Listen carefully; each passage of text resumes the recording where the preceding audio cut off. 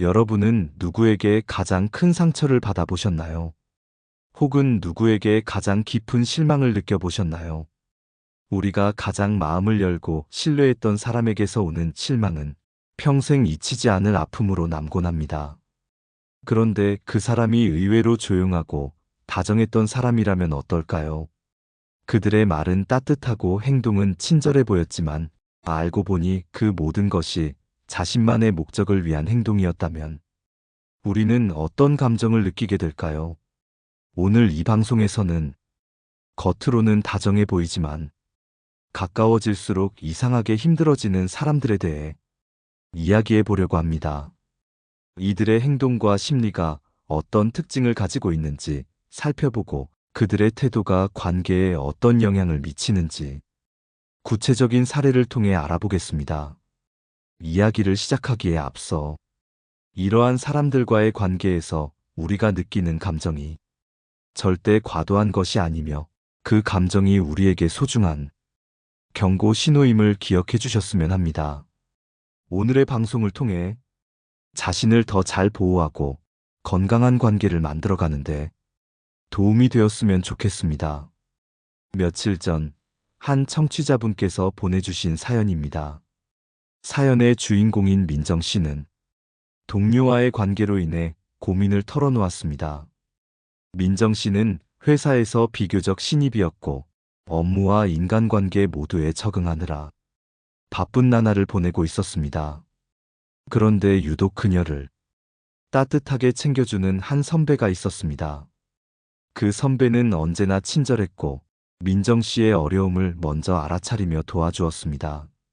업무적인 조언은 물론 점심시간에는 함께 식사를 하며 사적인 고민까지 들어주곤 했습니다.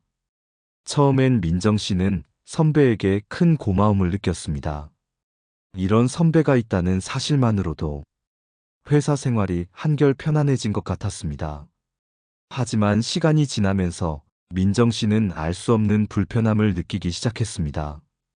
선배는 민정 씨가 하는 일을 세세히 간섭하기 시작했고, 심지어 그녀의 개인적인 일에까지 관여하려 했습니다. 선배의 관심은 점점 부담으로 다가왔고, 민정 씨는 자신의 판단이나 감정이 선배의 기준에 의해 평가받는 듯한 기분을 느꼈습니다. 선배는 조언을 가장한 지적을 자주 했고, 민정 씨가 자신의 의견을 따르지 않으면 미묘한 실망감을 표현하곤 했습니다. 한두 번은 넘어갔지만 이런 일이 반복될수록 민정 씨는 선배를 만나는 것이 부담스러워졌습니다. 하지만 민정 씨는 마음속으로 이런 생각도 했습니다.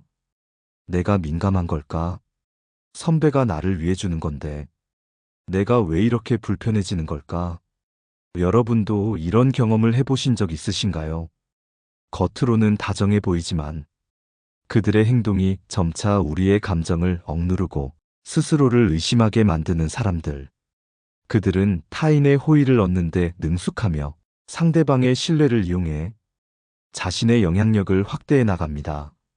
민정 씨의 사례는 흔한 일이지만 우리가 쉽게 인지하기 어려운 상황을 보여줍니다. 왜냐하면 그들은 겉으로는 우리의 곁에서 가장 친절한 사람으로 보이기 때문입니다.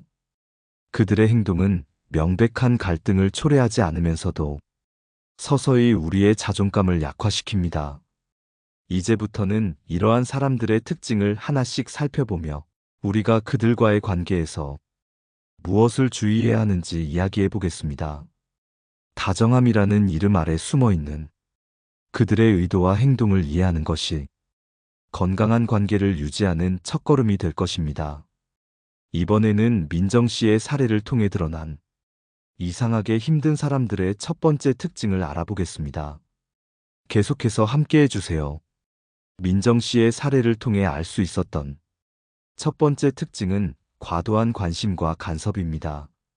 처음에는 마치 상대방을 진심으로 도와주려는 마음처럼 보이지만 시간이 지날수록 그 관심이 점차 지나치게 확대됩니다. 처음에는 사소한 조언이나 도움으로 시작하지만 결국 상대방의 모든 선택과 행동에 간섭하게 되는 것입니다. 민정 씨의 선배 역시 처음엔 민정 씨의 업무와 일상에 대해 적극적으로 도움을 주는 모습을 보였습니다. 그의 조언은 구체적이고 유익해 보였고, 민정 씨는 그런 조언을 바탕으로 빠르게 성장할 수 있었습니다. 하지만 시간이 지나면서 그 선배의 조언은 점점 자신의 의견을 강요하는 방향으로 바뀌어 갔습니다. 예를 들어, 민정 씨가 새로운 프로젝트를 맡게 되었을 때, 선배는 처음부터 끝까지 그녀의 계획을 세세히 검토하며 수정 사항을 제안했습니다. 민정 씨가 자신의 생각을 이야기하려 하면 선배는 미소를 지으며 이렇게 말했습니다. 내가 해봐서 아는데 이렇게 하는 게 더 좋아. 나만 믿고 따라와. 그 말은 친절하게 들렸지만 민정 씨는 점차 자신의 판단이 무시당하는 기분을 느꼈습니다. 그녀의 선택과 결정은 늘 선배의 조언 아래 평가받았고, 심지어 그녀가 자신의 방식을 고수하려 하면 선배는 은근히 실망한 표정을 지으며 말을 아꼈습니다. 그 순간 민정 씨는 자꾸만 자신이 잘못하고 있는 것은 아닌지 자신을 의심하게 되었고, 점차 자신의 목소리를 내는 것을 꺼리게 되었습니다. 이러한 상황은 선배의 다정함이라는 외피 속에 숨겨진 통제의 욕구에서 비롯됩니다. 상대방의 삶에 과도하게 관여하려는 사람들은 겉으로는 상대를 위해주는 것처럼 보이지만 사실은 자신의 영향력을 유지하거나 상대방을 자신에게 종속시키려는 의도를 가지고 있습니다. 그들의 친절은 순수한 선의가 아니라 그들 스스로가 관계에서 우위를 차지하려는 도구로 작용합니다. 일례로 철학자 쇼펜하우어는 타인의 행동에 대한 지나친 개입을 인간관계의 독소로 비유한 바 있습니다. 그는 진정한 인간관계는 상대방의 자유를 존중하는 것에서 시작된다고 말했습니다. 다정함이란 상대를 조종하거나 의존하게 만드는 것이 아니라 상대가 스스로 설 수 있도록 지지해 주는 것이라는 의미입니다. 하지만 민정 씨의 선배처럼 겉으로는 도움을 가장하면서도 실제로는 상대를 자신이 만든 틀에 가두려는 사람들은 결국 상대방의 자유와 자존감을 해치게 됩니다. 여러분은 혹시 주변에서 이런 사람을 경험한 적이 있나요? 겉으로는 다정해 보이지만 그들의 조언이 점점 강요로 느껴지고 그 관계 안에서 자신이 점점 작아지는 기분이 드는 사람.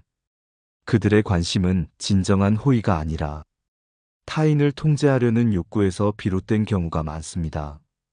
이번에는 두 번째 특징인 상대의 감정을 미묘하게 조종하는 행동에 대해 알아보겠습니다. 다정함이란 이름으로 숨겨진 그들의 태도가 우리의 감정에 어떤 영향을 미치는지 살펴보겠습니다. 두 번째 특징인 상대의 감정을 미묘하게 조종하는 행동은 가장 교묘하면서도 알아차리기 어려운 방식으로 나타납니다.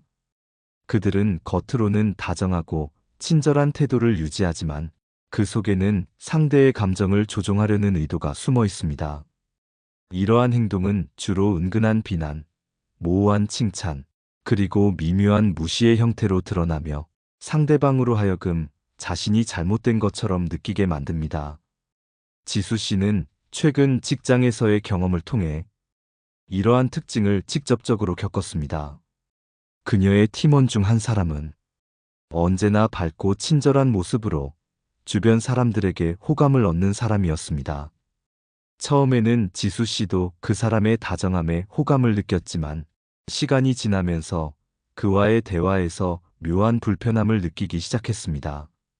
예를 들어 지수 씨가 팀 회의에서 새로운 아이디어를 발표했을 때였습니다. 그 팀원은 먼저 미소를 지으며 이렇게 말했습니다. 정말 좋은 생각이에요. 그런데 조금 더 현실적으로 접근하면 어떨까요? 제가 보기엔 이 방향은 조금 위험할 수도 있거든요. 그 말은 겉으로는 배려와 조언처럼 들렸지만 지수 씨는 자신의 아이디어가 부족하다는 암시를 받은 듯한 기분이 들었습니다. 그 후에도 그는 늘 비슷한 방식으로 지수 씨의 제안을 평가하거나 수정했습니다.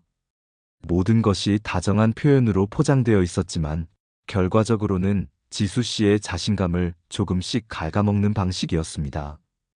또 다른 예는 팀 내에서의 작은 갈등 상황에서 나타났습니다. 그 팀원은 문제를 해결하기 위해 노력하는 듯 보였지만 늘 지수 씨의 발언을 미묘하게 비틀며 이렇게 말했습니다. 지수 씨가 말씀하신 부분도 맞아요. 다만 다른 사람들이 오해할 수도 있지 않을까요? 그의 말은 항상 지수 씨를 존중하는 듯 했지만 동시에 그녀가 틀린 선택을 하고 있다는 느낌을 주었습니다. 이러한 미묘한 비난과 모호한 칭찬은 지수 씨가 자신을 돌아보며 스스로를 의심하게 만들었고 결국 그녀는 자신의 능력에 대한 확신을 잃어가기 시작했습니다. 이러한 방식은 심리학적으로 가스라이팅이라고 불리기도 합니다. 상대의 감정을 혼란스럽게 만들고 결국 자신의 판단력을 잃게 만드는 행동입니다. 다정함의 가면을 쓴 이러한 조종은 상대방에게 자신을 더 의존하도록 만들려는 의도에서 비롯됩니다. 이는 결국 상대를 지배하려는 욕구의 표현입니다. 여기서 중요한 점은 이들이 의도적으로 상대의 감정을 조종하면서도 겉으로는 자신이 다정한 사람으로 보이도록 연출한다는 것입니다. 이러한 행동은 종종 상대방이 그들의 진짜 의도를 알아차리지 못하게 만듭니다. 철학자 쇼펜하우어는 이러한 관계에 대해 타인의 본질을 알아차리는 데는 시간이 걸린다고 말하며 겉으로 드러나는 행동보다 그들이 꾸준히 보여주는 본질을 보아야 한다고 강조했습니다. 다정함 속에 숨겨진 조종의 흔적은 그들이 반복적으로 보여주는 작은 행동들 속에서 발견됩니다. 따라서 우리는 타인의 친절함의 이면을 의심할 줄 아는 지혜를 길러야 합니다. 여러분은 혹시 비슷한 경험을 해본 적이 있나요? 누군가의 말 한마디, 행동 하나에 마음이 흔들리거나 자신감을 잃어본 적은 없으신가요? 그럴 때마다 그 다정함이 진정한 배려에서 나온 것인지 아니면 조종의 의도가 숨겨져 있는 것인지 돌아보는 것이 중요합니다. 이번에는 세 번째 특징인 칭찬과 비판을 섞어 사용하는 이중적 태도에 대해 이야기하겠습니다. 이 태도는 어떻게 상대방의 감정을 흔들고 그들의 통제 아래 두려는 의도로 작용하는지 알아보겠습니다. 세 번째 특징은 칭찬과 비판을 섞어 사용하는 이중적 태도입니다. 이 특징은 상대방의 감정을 혼란스럽게 만들고 결국 상대를 자신에게 의존하도록 만드는데 효과적으로 작용합니다. 이러한 태도를 가진 사람들은 칭찬을 통해 상대를 기쁘게 하다가도 그 기쁨을 순식간에 무너뜨리는 비판을 덧붙이며 상대의 감정을 위아래로 흔들어 놓습니다. 예를 들어 윤정 씨가 겪은 이야기를 들어보겠습니다. 윤정 씨는 몇 년 전 한 친구와의 관계에서 이러한 태도를 경험했습니다. 그 친구는 언제나 윤정 씨에게 칭찬과 조언을 아끼지 않는 사람이었습니다. 윤정 씨가 새로운 일을 시작했을 때 그 친구는 밝은 미소로 이렇게 말했습니다. 와, 윤정아 정말 대단하다. 이렇게 용기 있게 도전하는 모습이 정말 멋져. 그런데 이 일을 잘하려면 조금 더 준비가 필요하지 않을까? 내가 보기엔 아직 부족한 점이 조금 있는 것 같아. 그 말은 겉으로는 격려와 도움을 주려는 것처럼 들렸지만 윤정 씨는 자신이 완벽하지 않다는 압박감을 느끼게 되었습니다. 이러한 패턴은 지속적으로 반복되었습니다. 칭찬이 주는 기쁨이 채 가시기도 전에 그 뒤를 이어지는 비판이 그 기쁨을 무너뜨리며 윤정 씨를 불안하게 만들었습니다. 한 번은 윤정 씨가 새 프로젝트를 성공적으로 끝냈을 때였습니다. 그 친구는 박수를 치며 이렇게 말했습니다. 윤정아, 이번에 정말 잘했어. 너의 열정과 노력은 늘 감탄스럽다니까. 그런데 이번 결과물을 보면 너의 강점이 돋보이긴 하지만 약간 더 디테일에 신경 썼으면 좋았을 것 같아. 그럼 더 완벽하지 않았을까? 이처럼 칭찬과 비판을 섞어 사용하는 방식은 상대방에게 혼란을 주고 결국 자신이 상대에게 의존할 수밖에 없다고 느끼게 만듭니다. 칭찬은 상대의 자존감을 높이는 것처럼 보이지만 뒤따라오는 비판은 그 자존감을 즉시 갉아먹습니다. 이는 마치 상대의 마음을 들었다 놨다 하는 감정의 롤러코스터와도 같습니다. 여기에서 중요한 것은 칭찬과 비판이 단순히 번갈아 나타나는 것이 아니라 의도적으로 섞여 있다는 점입니다. 이들은 상대방이 자신의 말에 더욱 주의를 기울이도록 만들고 결국 자신이 기준이 되는 위치에 서게 만듭니다. 다시 말해 자신이 상대방에게 평가자의 역할을 하는 위치를 공고히 다지는 것입니다. 철학자 니체는 인간관계에서의 이러한 조작적 태도에 대해 누군가가 당신을 칭찬할 때 그 이면의 숨은 의도를 주의 깊게 보라고 말했습니다. 겉으로 드러나는 칭찬에만 반응하지 말고 그 뒤에 숨겨진 진짜 의도를 간파해야 한다는 의미입니다. 이중적인 태도를 가진 사람들의 특징은 그들의 말과 행동 속에 일관성이 없다는 점에서 나타납니다. 칭찬 속에 숨어있는 비판의 의도는 결국 상대방의 감정을 조종하려는 목적으로 귀결됩니다. 여러분도 혹시 비슷한 경험을 한 적이 있으신가요? 누군가의 칭찬에 기뻐하다가도 그 뒤에 숨은 비판에 마음이 무너져 본 적은 없으신가요? 그렇다면 그 사람이 정말로 당신의 성공과 행복을 바라는 것인지 아니면 당신의 감정을 흔들며 자신의 우위를 확인하려는 것인지 돌아볼 필요가 있습니다. 이번에는 네 번째 특징인 늘 피해자의 위치에 서려는 태도에 대해 알아보겠습니다. 이들은 어떻게 자신을 피해자로 만들어 상대방의 죄책감을 유발하며 이를 통해 관계를 조종하려 하는지 이야기하겠습니다. 네 번째 특징은 늘 피해자의 위치에 서려는 태도입니다. 이러한 사람들은 자신을 상황의 피해자로 묘사함으로써 상대방의 동정심을 자극하고 상대가 죄책감을 느끼도록 유도합니다. 결과적으로 이들은 자신이 원하는 것을 얻어내고 상대가 그들에게 더 많은 것을 희생하게 만듭니다. 예를 들어 지연 씨의 사례를 살펴보겠습니다. 지연 씨는 대학 시절 친했던 선배와 오랜 기간 관계를 이어오고 있었습니다.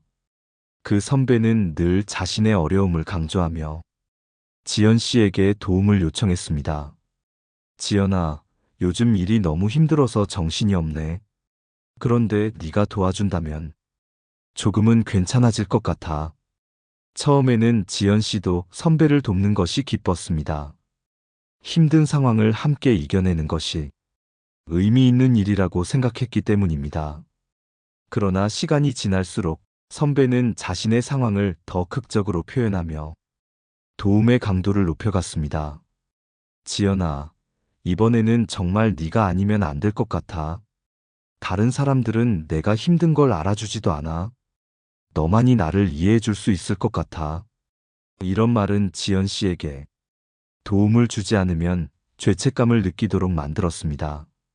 선배는 항상 자신이 불행하다는 점을 강조하며 지연 씨를 구원자의 위치에 두려 했습니다. 하지만 정작 지연 씨가 도움을 요청했을 때 선배는 여러 가지 이유를 대며 거절하거나 무심한 태도를 보였습니다. 선배의 말과 행동은 결국 상대방의 마음을 조종하려는 전략이었던 것입니다. 피해자의 위치에 서려는 사람들은 자신의 행동에 대한 책임을 외면하고 주변 사람들에게 그 책임을 떠넘기려 합니다. 그들은 늘 자신이 불행한 상황에 놓여 있다고 주장하며 상대방이 자신을 돕지 않으면 죄책감을 느끼도록 만듭니다. 이들은 상대방의 동정심을 무기 삼아 자신의 요구를 관철시킬 수 있는 환경을 만듭니다. 철학자 키르케고르는 진정한 불행은 자신의 책임을 남에게 돌릴 때 찾아온다고 말했습니다. 이는 피해자의 위치를 악용하는 사람들의 태도가 결국 스스로를 더 불행하게 만든다는 사실을 일깨워줍니다. 그들의 행동은 처음에는 효과적일 수 있지만 장기적으로는 주변 사람들과의 관계를 소모시키며 스스로 고립되는 결과를 초래할 뿐입니다. 여러분도 혹시 늘 자신이 불행하다고 주장하며 도움을 요구하는 사람 때문에 마음이 무거워진 적이 있으신가요? 그들이 정말로 도움이 필요한 상황인지 아니면 당신의 동정심을 이용하려는 것인지 한 번쯤 생각해 볼 필요가 있습니다. 상대방을 돕는 것도 중요하지만 그 도움으로 인해 당신이 스스로를 희생하고 있는 것은 아닌지 돌아보는 것도 중요합니다. 이번에는 5번째 특징인 항상 자신이 옳다고 주장하는 태도에 대해 이야기하겠습니다. 이들은 자신의 의견을 고수하며 다른 사람들의 생각을 왜곡하거나 무시하는 특징을 보입니다. 항상 자신이 옳다고 주장하는 태도는 나르시시스트들이 자주 보이는 특징 중 하나입니다. 이들은 자신의 의견과 생각을 무조건적으로 옳다고 여기며 타인의 의견에 대해 귀를 닫거나 무시하는 경우가 많습니다. 그 결과 대화나 관계 속에서 갈등이 생기기 쉽습니다. 예를 들어 한 회사에서 일하는 동료인 민수 씨와 영훈 씨의 사례를 살펴보겠습니다. 민수 씨는 프로젝트를 진행하며 영훈 씨에게 몇 가지 개선점을 제안했습니다. 영훈 씨, 이번 자료의 구성은 조금 더 명확히 하면 좋을 것 같아요. 이 부분을 보완하면 고객들이 이해하기 쉬울 것 같습니다. 하지만 영훈 씨는 민수 씨의 말을 듣는 척하면서도 곧바로 자신의 의견을 내세우며 민수 씨의 제안을 무시했습니다. 아니요, 제가 보기에는 이대로가 완벽합니다. 굳이 바꿀 필요가 없어요. 제가 이 프로젝트를 더 잘 알고 있으니 그냥 제가 하던 대로 진행하겠습니다. 영훈 씨는 자신의 의견이 옳다고 믿으며 다른 사람의 조언이나 비판을 받아들이지 않았습니다. 이로 인해 팀의 협력은 어려워졌고 프로젝트의 완성도 역시 떨어졌습니다. 항상 자신이 옳다고 주장하는 사람들은 타인의 의견을 듣지 않음으로써 스스로의 성장을 가로막는 경우가 많습니다. 그들은 타인에게 배울 기회를 스스로 차단하며 결국엔 더 나은 선택을 할 수 있는 가능성마저 잃게 됩니다. 이러한 태도는 인간관계에서도 부정적인 영향을 미칩니다. 친구, 가족, 동료와의 관계에서 상대방이 존중받지 못한다고 느끼게 만들고 결국 관계가 소원해지는 결과를 낳습니다. 철학자 루소는 상대방을 설득하려면 먼저 그들의 이야기를 들어야 한다고 말했습니다. 그의 말처럼 상대방의 의견을 경청하고 존중하는 태도는 건강한 관계를 유지하는 데 필수적입니다. 하지만 자신이 항상 옳다고 믿는 사람들은 타인의 의견을 들을 필요성을 느끼지 못하며 대화와 소통의 기회를 스스로 잃어버립니다. 여러분도 혹시 주변에 자신의 의견만을 고집하며 타인의 조언을 무시하는 사람 때문에 힘들었던 적이 있나요? 그런 상황에서는 상대방의 행동에 감정적으로 대응하기보다는 냉정하게 상황을 판단하는 것이 중요합니다. 필요하다면 그들과의 거리를 두는 것도 자신을 보호하는 하나의 방법이 될 수 있습니다. 다음으로는 이들의 마지막 특징인 겉으로는 다정하지만 타인의 감정을 이용하려는 행동에 대해 이야기해 보겠습니다. 겉으로는 다정해 보이지만 타인의 감정을 교묘하게 이용하는 행동은 조용한 나르시시스트들의 가장 특징적인 모습 중 하나입니다. 이들은 상대방의 신뢰와 호감을 얻기 위해 처음에는 친절하고 배려 깊은 태도로 접근하지만 그 목적은 결국 자신의 필요를 채우는 데 있습니다. 한 예로 수진 씨와 그녀의 오래된 친구 미영 씨의 이야기를 들어봅시다. 미영 씨는 언제나 따뜻한 말투와 다정한 태도로 수진 씨의 고민을 들어주며 네가 힘들 때 언제든 나를 찾아와 라는 말을 자주 하곤 했습니다. 그러나 수진 씨가 실제로 어려운 상황에 처해 미영 씨에게 도움을 요청했을 때 미영 씨는 이런 반응을 보였습니다. 수진아, 미안한데 내가 지금 너무 바빠서 내 얘기를 들을 시간이 없어. 근데 네가 잘 해결할 수 있을 거라고 믿어. 수진 씨는 처음에는 미영 씨의 사정이 있을 거라고 생각하며 이해하려 했습니다. 하지만 시간이 지날수록 미영 씨의 말과 행동 사이에 괴리를 느끼기 시작했습니다. 미영 씨는 수진 씨가 도움이 필요할 때는 회피했지만 정작 본인이 필요한 상황에서는 수진 씨를 적극적으로 이용하려 했습니다. 수진아, 이번에 내가 맡은 일이 너무 많아서 그런데 네가 나 좀 도와줄 수 있을까? 너밖에 믿을 사람이 없어. 수진 씨는 친구라는 이유로 미영 씨의 부탁을 거절하지 못하고 매번 돕는 입장이 되었지만 그 과정에서 점점 더 피로감을 느꼈습니다. 결국 수진 씨는 미영 씨와의 관계를 돌아보게 되었고 미영 씨의 행동이 단순한 배려 부족이 아닌 타인의 감정을 조종하려는 의도임을 깨달았습니다. 이처럼 조용한 나르시시스트들은 상대방의 신뢰를 얻기 위해 처음에는 다정하게 행동하지만 그 뒤에는 자신의 이익을 위해 타인을 이용하려는 의도가 숨겨져 있습니다. 그들의 행동은 일견 무해해 보이지만 가까운 사람들에게는 심리적 스트레스와 좌절감을 안겨줍니다.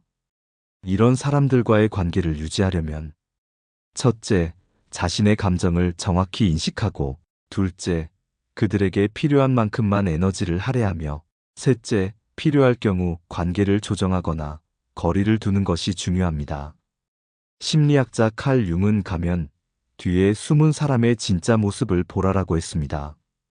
이 말은 사람의 겉모습에 속지 않고 그들의 행동과 의도를 주의 깊게 관찰하라는 조언을 담고 있습니다. 겉으로 다정하게 보이는 사람이더라도 그들의 행동이 일관되지 않거나 타인을 배려하지 않는다면 그 관계를 다시 돌아볼 필요가 있습니다. 오늘 방송에서 조용하고 친절해 보이지만 힘들게 만드는 사람들의 특징에 대해 이야기해 보았습니다.